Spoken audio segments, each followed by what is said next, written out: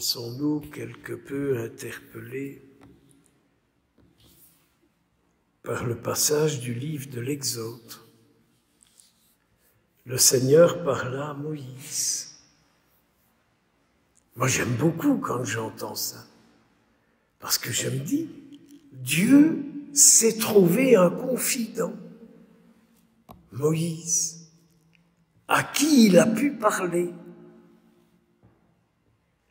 Alors directement, je dis au Seigneur, et aujourd'hui, qui sont tes confidents? Qui est à l'écoute de ce que tu voudrais dire ou de ce que tu as à dire? Le Seigneur parle à Moïse. Et aujourd'hui, à qui le Seigneur peut-il parler? À qui? À vous? À moi? Qu'est-ce qu'il vous a dit aujourd'hui? Ou qu'est-ce qu'il vous dit? Vous vous dites, mais tiens, c'est la confidence que Dieu me fait aujourd'hui. C'est la demande qu'il m'adresse. C'est l'espérance qu'il a en moi lorsqu'il me parle. Et qu'est-ce que Dieu dit? Il dit à Moïse, « Va, ton peuple s'est corrompu. » J'ai parfois envie de dire ça sur les assemblées qui vont et qui viennent, au gré de leurs désirs, en te mettant toujours, Seigneur, à la seconde place.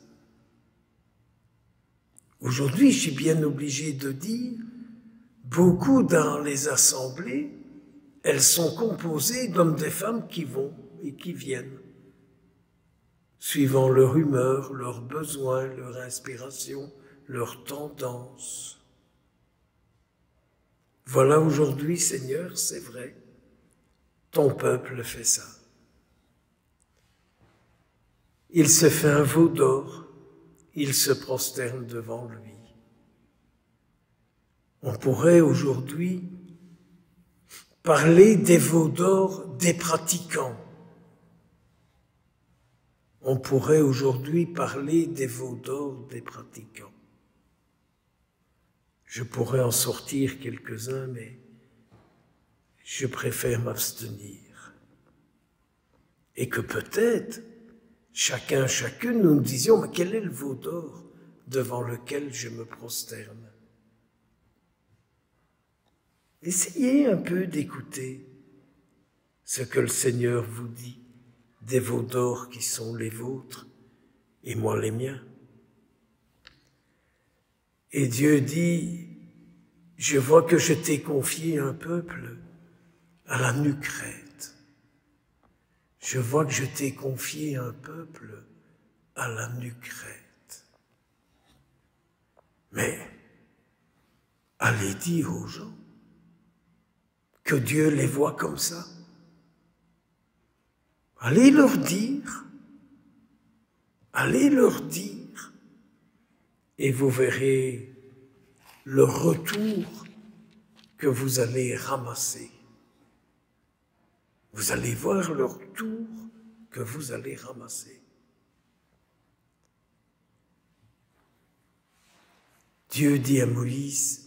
Moïse dit à Dieu, reviens de ta colère.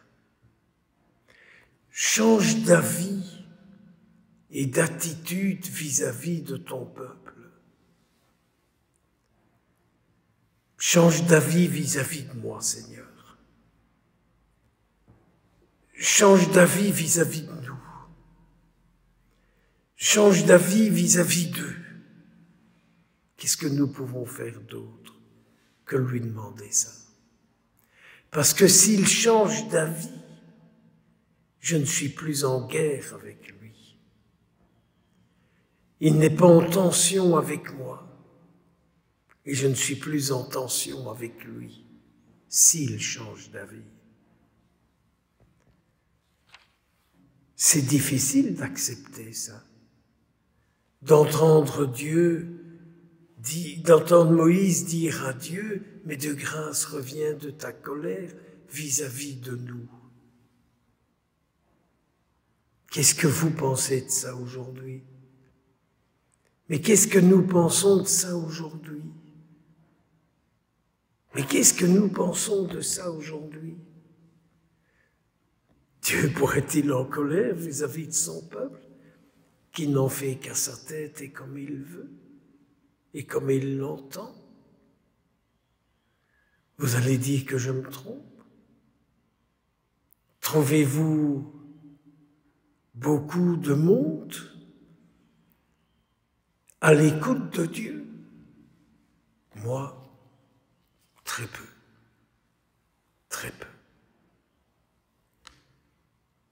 Mais ce qui est touchant, c'est que l'intervention de Moïse auprès de Dieu a fait changer Dieu d'attitude. N'aurions-nous pas une grande prière à faire au Seigneur pour lui demander qu'il revienne de sa colère, qu'il renonce au mal dans lequel il laisse son peuple? J'aimerais tant une intervention du Seigneur pour qu'il renonce au mal dans lequel il laisse son peuple. Pensons aux familles, pensons aux couples, pensons aux enfants, pensons à l'Ukraine, pensons à la Russie, pensons aux malades et à combien de personnes où Dieu les laisse dans l'état dans lequel ils sont.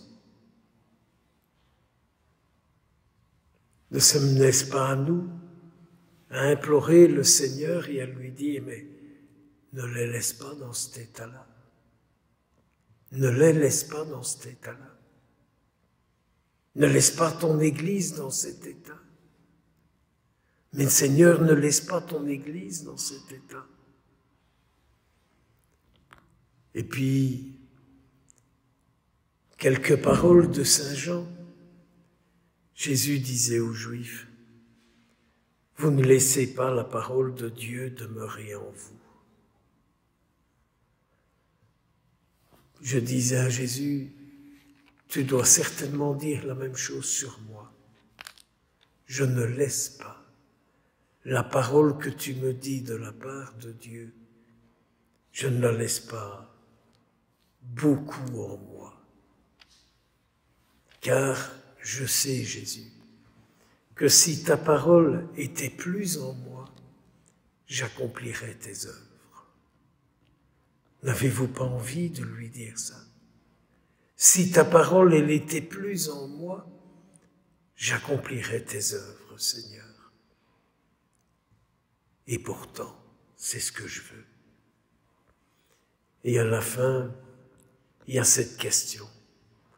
Comment croirez-vous mes paroles? Eh bien, Seigneur, je te réponds. Je crois déjà en tes paroles. Je ne les laisse pas en moi. Je sais que si je les gardais en moi, tes œuvres pourraient s'accomplir. Mais Seigneur, je suis pauvre. Je suis démuni. Je suis pécheur. Seigneur, viens. Ne me laisse pas mon mal, ne me laisse pas mon péché, ne me laisse pas enfermer. Seigneur, délivre-moi, délivre-nous. Amen.